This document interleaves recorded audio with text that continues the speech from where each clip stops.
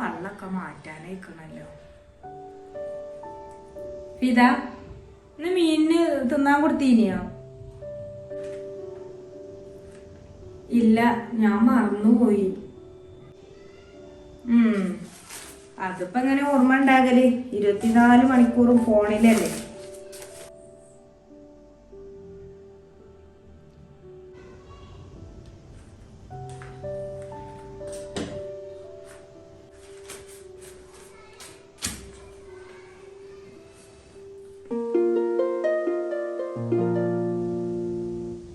ഇന്നത്തെ കാലത്ത് ഫോൺ ഇങ്ങോട്ട് തുറന്നാല് വെറും അമ്മായിയമ്മനെ വൃദ്ധസദനത്ത് കൊണ്ടാക്കിയതും ചവിട്ടി കൊന്നതും തലക്കടിച്ചു കൊന്നേയുള്ളൂ.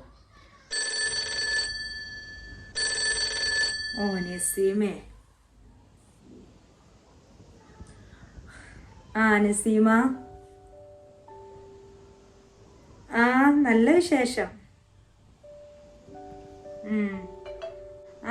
ഭക്ഷണൊക്കെ കഴിച്ചു. ഈ കഴിച്ചില്ലേ?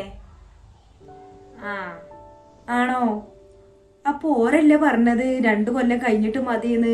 ഇപ്പൊ അവർക്ക് പെട്ടെന്ന് കല്യാണം വേണോ? അതിപ്പോ നല്ല കഥ.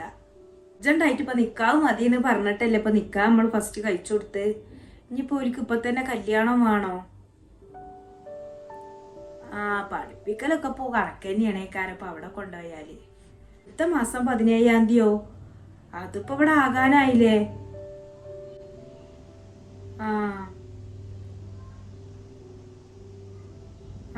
ഒരു 20 കൊടുക്കേണ്ടി വരും. മൂത്തച്ചി 25 കൊണ്ടു നിൽക്കുമ്പോ ഇവക്ക് 30 കൊടുക്കണം. ഇതിപ്പോ 20 കൊടുക്കാൻ വേണ്ടല്ലേ? ഇന്റെ അടുത്ത് തന്നു നസീമ. ഏട്ടത്തിയാണ് പറഞ്ഞിട്ട് കാര്യല്ല, ഒന്നും പ്രതീക്ഷിക്കാൻ നിക്കണ്ട. അനക്കറിയില്ലേ, ഇപ്പൊ ഫിദന്റെ കയ്യിൽ നിന്ന് ഇങ്ങനെ നക്കാപ്പിച്ച കിട്ടിയിട്ട് വേണം എനിക്ക് തന്നെ. ഇപ്പോഴും ഓള് ബാങ്കിൽ നിന്ന് പൈസ എടുക്കാൻ വേണ്ടി പോയതാണ്. എല്ലാ കുറിയും മാസവും പൈസ അയക്കുമ്പോ ഒരു 5000 തരും. അതിൽ കൂടുതലൊന്നും ഓള് ഈ കാലം വരെ തന്നിട്ടില്ല. മാസമൊക്കെ ഓന് 10-20,000 ഉറുപ്പ്യ അയക്കണുണ്ട്. എന്താ ഇവള് 20 അയച്ചിട്ട് 5000 കയ്യൊക്കെ തരും. ബാക്കി എന്തൊക്കെ ഇവള് ചെയ്യണെന്ന് എനിക്കറിയില്ല. എന്തായാലും ഞാൻ നോക്കട്ടെ കേട്ടോ. ശരി എന്നാലേ. ഉമ്മ. അയ്യോ.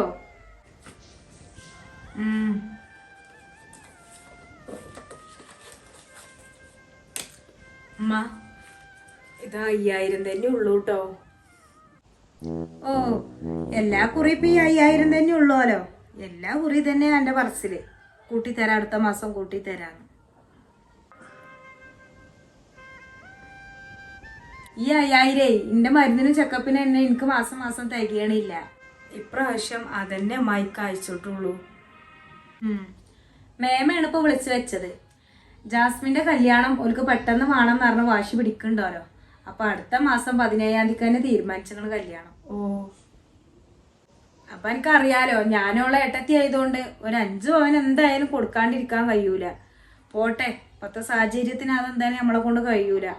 ഒരു 2-2.5 പവനേലും കൊടുക്കണ്ടേ? അപ്പൊ ഷാഫിനൊന്ന് ഓർമ്മ വിളിക്കുമ്പോ.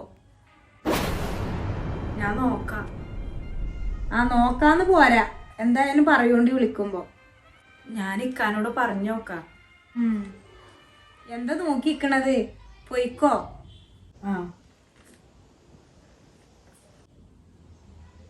ഈ നക്കാപ്പിച്ച എല്ലാ മാസം കിട്ടാൻ തന്നെ എനിക്ക് യോഗമുള്ളൂ.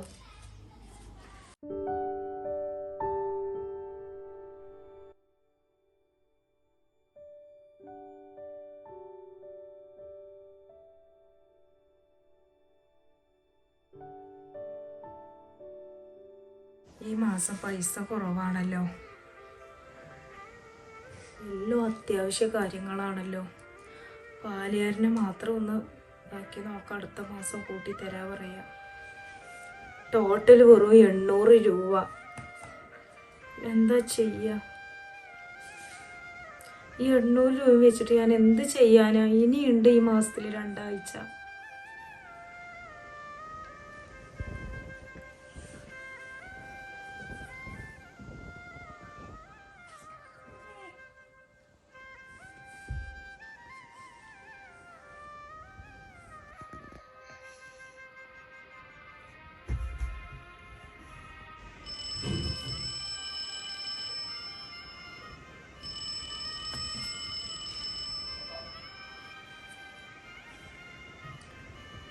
ആ ഇക്ക. ഹലോ, ഞാൻ കുറച്ച് ബിസി ആയിരുന്നു. ആ കുട്ടിയോടെ? ഇല്ല, അവള് സ്കൂളിൽ നിന്ന് വന്നിട്ടില്ല. ഇക്ക, ഈ പ്രാവശ്യം എന്താ പൈസ കുറവാണല്ലോ? എപ്പോ വിളിക്കുകയാണെങ്കിലും എനിക്ക് ഇതന്നെ പറയാനുള്ളൂ, വേറൊന്നും പറയാനില്ല എനിക്ക്. ഇത്ര പൈസ കൊണ്ട് എങ്ങനെ ഇക്ക ഞാൻ പിടിച്ചു നിക്ക ഒരു മാസം? എല്ലായിടത്തും കൊടുക്കാനാ. ആരോടും നീട്ടി പറയാൻ വയ്യ. ചോദിക്കുമ്പോ ഞാൻ എവിടുന്ന എടുത്തു തരുന്നത്? ഇവിടുന്ന് കിട്ടുന്നതല്ലേ ചേരാൻ പറ്റുള്ളൂ. നോക്കട്ടെ, ഇപ്പൊ ആരെങ്കിലും ഒന്ന് പെൻഡിങ് വെക്കാൻ പറ്റുമോ നോക്കാം. അല്ലാതെ സ്കൂളത്തെ ഫീസോ സ്കൂൾ ബസ് ആയാലും ട്യൂഷൻ ഫീസ് ആണെങ്കിലും പിന്നെ വീട്ടിലേക്ക് അത്യാവശ്യം സാധനങ്ങളൊക്കെ വേണ്ടേ, അതൊന്നും ഇപ്പം പെൻഡിങ്ങിൽ വെക്കാൻ പറ്റൂലല്ലോ. അതുകൊണ്ടൊന്നും വരാൻ പോണില്ല. ഇപ്പൊ കുട്ടിക്കാണെങ്കിലും ഒന്നും വാങ്ങി കൊടുക്കണില്ല കാര്യമായിട്ട്. കുട്ടിന്റെ ബൂസ്റ്റ് ഹോർലിക്സ് ഒക്കെ തീർന്ന് കിടക്കുക. കുട്ടിയാണെങ്കിൽ കുറെ ദിവസം അയക്കണം സോഫ്റ്റ് ടോയ് ചോദിച്ചുകൊണ്ട് എടുക്കണം. അത് ഇപ്രാവശ്യം ഞാൻ എന്തായാലും പൈസ അയക്കുമ്പോ വാങ്ങി തരാന്ന് പറഞ്ഞിട്ടുണ്ടായിരുന്നു. കുട്ടിനെ സങ്കടപ്പെടുത്താതെ അതിന് വേണ്ടതൊക്കെ ഒന്ന് വാങ്ങി കൊടുക്കും. ശരി എന്നാല്. എന്നാ ഓക്കെ. ആ, കുട്ടിക്ക് വേണ്ടതൊക്കെ വാങ്ങിക്കൊടുക്കാൻ പറഞ്ഞു. എന്തുകൊണ്ടാ വാങ്ങിക്കൊടുക്കുക? കുട്ടീനെ പറഞ്ഞ് കാര്യം മനസ്സിലാക്കുക, അല്ല ഇപ്പം എന്ത് ചെയ്യുക?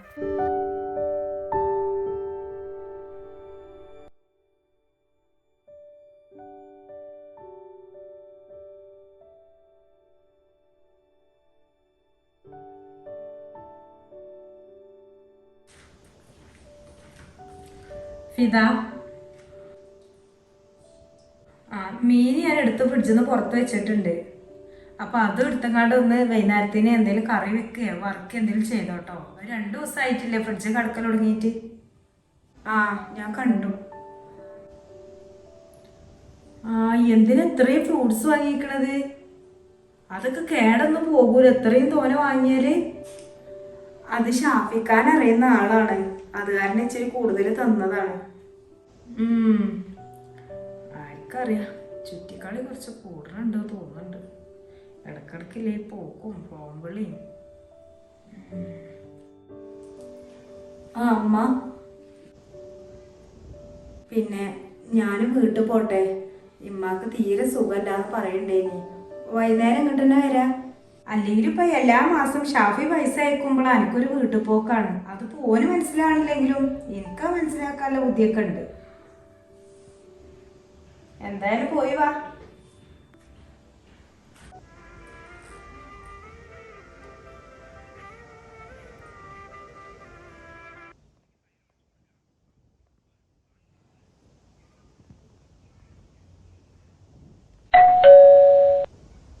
ഓ ആരപ്പത്? ഇവളിത്ര പെട്ടെന്ന് വന്നോ?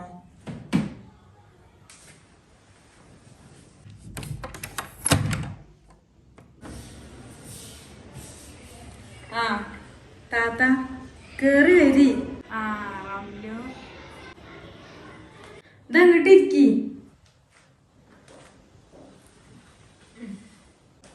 ആ ഞാൻ ഇരിക്കന്നെയാണ്. മരിയോളവിടെ? എന്നെയുള്ളോ? മരിയോളില്ല, ഓളോളെ വീട് വരെ പോയിക്കാണ്. വൈകുന്നേരം വരും. ഓളമ്മക്ക് വയ്യോലോ, അപ്പൊ ഒന്ന് കാണാൻ വേണ്ടി പോയതാണ്. ആ അങ്ങനെ പോയതാലേ. ആ എൻ്റെ മരിയോളെ കുറിച്ചെങ്ങാണ്ടേ നാട്ടുകാരൊക്കെ ഇങ്ങനെ ചെറുതായിട്ടൊരു അടക്കം പറയുന്നുണ്ട്. ശരിയാണോന്ന് അറിയില്ല. എന്തായാലും ശ്രദ്ധിച്ചോണ്ടേ, ഓമ്പട അല്ലാത്തയല്ലേ. ആ എല്ലാരും പറയുന്നുണ്ടല്ലേ. എനിക്കും ഇപ്പൊ അത് തോന്നായൊന്നും അല്ല. എനിക്കും ഇപ്പൊ ഇങ്ങനെ ഒരു മാസത്തോളം ആയിട്ടൊരു സംശയം എനിക്കുണ്ട്. പിന്നെ എല്ലാ മാസവും ഓന് നല്ല പൈസ അയക്കുന്നുണ്ട്. 20,000 അയക്കണുണ്ട്. എനിക്ക് വെറും 5,000 തരുന്നുള്ളൂ. ഈ 15,000 ഓളം എന്താ ചെയ്യണമെന്ന് എനിക്ക് പിടുത്തം കിട്ടണില്ല. അതാ തരുന്നുള്ളൂ. പിന്നെ ബാക്കി പൈസ ഒക്കെ ഇപ്പൊ എന്താ കാട്ടണേ? അതിനെന്നെയാണ് ഈ കാലം എന്നാ ഓളോളെ പെരേക്ക് പോണല്ലേ. ആ പൈസന്റെ കളി പോക്ക് നല്ലോണം ഉണ്ട്. ഇപ്പോഴും ഓളോളെ വീട്ടിലേക്ക് പോയിക്കണത് ഉമ്മാക്ക് സുഖമില്ലായിട്ടൊന്നുമല്ല, പൈസ കൊടുക്കാനാണ് പോയിക്കണത്. എല്ലാ മാസം ഷാഫി പൈസ അയക്കുമ്പോൾ ഓക്കൊരു പോക്കാണ് ഓളെ വീട്ടിക്ക്. രാവിലെ സ്കൂൾ ബസ്സൊക്കെ ഇങ്ങോട്ട് കുട്ടീനെ കയറ്റി കൊടുത്തങ്ങാണ്ട് ഒരു 10 മിനിറ്റ് ആകുമ്പോഴത്തേന് കാണാം ഓള് സ്കൂട്ടിമാണ് പായണ്. ഞാനിത് കാണലുണ്ടേ. എന്നോടിപ്പോ സാധനം വാങ്ങാനാണ് പറഞ്ഞാലും ഇജ്ജിപ്പോ വിശ്വസിച്ചു പോലോ. ആർക്കറിയാം ഓടുക്കാ പോണെന്ന്. എൻ്റെ മോനൊരു പാവായതുകൊണ്ട് തിരക്കടില്ല.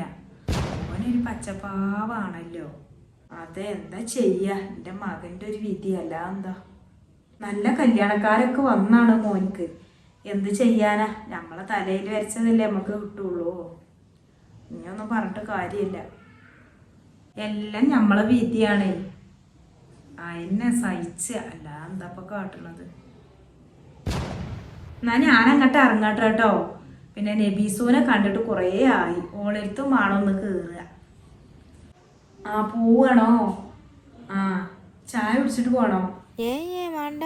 ആ എന്നാ ആയിക്കോട്ടെ, എന്നാ പോയി വരാം. അല്ലാ,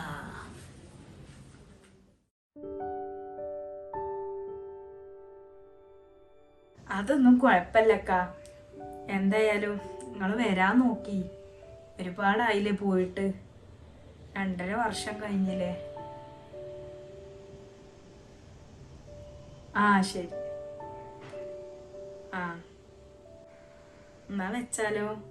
എനിക്ക് ഇഞ്ഞ കണ്ടപ്പോ ഒരു കട്ടാക്കല്. എന്റെ മകനല്ല വിളിച്ചണേ. ഇമ്മ നിങ്ങൾ അവിടെ നിക്കണേ ഞാൻ ശ്രദ്ധിച്ചിട്ടില്ല. ഇക്ക എന്നെ ഉമ്മാക്ക് കൊടുക്കട്ടെ, ഉമ്മ ചോദിക്കണ്ട്. ഇതാ. ഹലോ, ഇപ്പൊ ഈ വിളിച്ചോണ്ടിക്കൽ തന്നെ ഉള്ളു, വേറെ പണിയൊന്നുമില്ലേ? ഇന്റെ വിശേഷമൊന്നും പറയാതൊക്കെ മോനെ നല്ലത്. ഇവൾ എനിക്ക് തരുന്നതൊന്നും തികയണില്ല. ഓള് 2 നക്കാപ്പിച്ച തരുന്നതല്ലേ. ആ ഇന്റെ മരുന്നിനും കാര്യത്തിനും ഒന്നും എനിക്ക് തികയണില്ല. ഒന്ന് നിന്ന് തിരിയാനും കൂടി അത് വെടുക്കും എത്തണില്ല. ആ ആയിക്കോട്ടെ, ഞാൻ ചോദിച്ചോണ്ട്. ആ എന്നാ കൊടുക്കട്ടോ. ആ ശരി എന്നാ. ഹലോ, ഉമ്മാന്റെ ആവശ്യത്തിനൊപ്പം നീ ഒന്നും കൊടുക്കലില്ലേ? അതിനൊക്കെ ഒന്നും തികയണില്ലല്ലോ. ഉമ്മാന്റെ ആവശ്യങ്ങൾ കഴിഞ്ഞിട്ട് മതി, ബാക്കി എന്തോ അത് കറക്റ്റ് കൊടുക്കാൻ നോക്ക്. ആ എന്നാ ഓക്കെ. ശരി എന്നാ.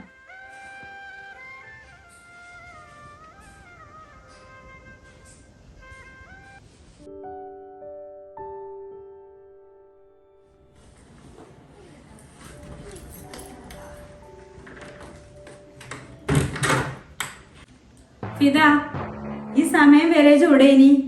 7 മണിയാകാനായി. പെണ്ണുങ്ങൾ 6 മണിന്റെ മുന്നേ പെരയിൽ കയറണമെന്നില്ല, എനിക്കറിയില്ലേ.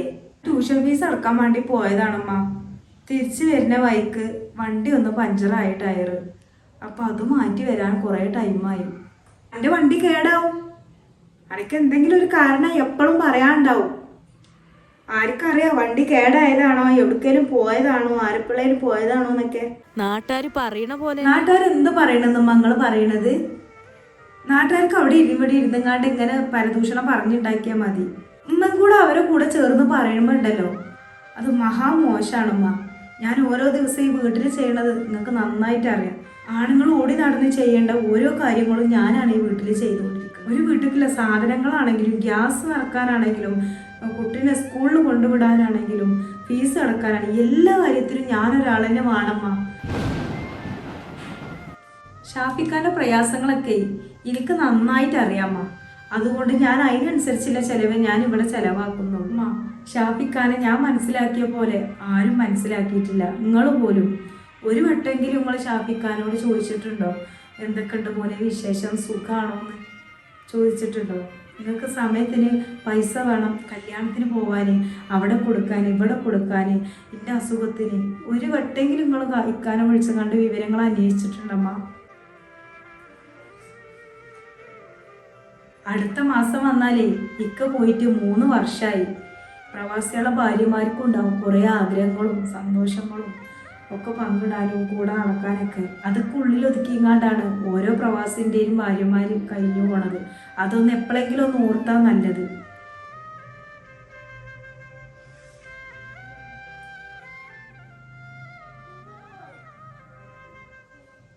നാട്ടുകാരും വീട്ടുകാരും ഒക്കെ കുറ്റപ്പെടുത്തുമ്പോഴും ഓരോ പ്രവാസിയുടെയും ഭാര്യമാർ സന്തോഷം കണ്ടെത്തുന്നത് ഈ ഒരു ഫോൺ വിളിയിലൂടെയാണ്. ആകെ കിട്ടുന്ന 1/2 മണിക്കൂറോ 1 മണിക്കൂറോ അതിനു പോലും സമ്മതിക്കാത്ത ഒരുപാട് വീട്ടുകാരുണ്ട്. എന്നാൽ പുറത്തുനിന്ന് നോക്കിക്കാണുന്ന ഓരോ ആളുകൾക്കും അവൾ ജാടക്കാരി, അല്ലെങ്കിൽ പണക്കാരി, അല്ലെങ്കിൽ 2ാം നമ്പറുകാരി. സ്വന്തം ജീവിതത്തെ മാറ്റി നിർത്തുന്നത് സ്വന്തം മക്കൾക്ക് വേണ്ടിയിട്ടോ അല്ലെങ്കിൽ ഭർത്താവിൻ്റെ കുടുംബത്തിന് വേണ്ടിയിട്ടൊക്കെ ആയിരിക്കും. എന്നാലോ ആരെയും തൃപ്തിപ്പെടുത്താൻ കഴിഞ്ഞിട്ടുണ്ടാവില്ല.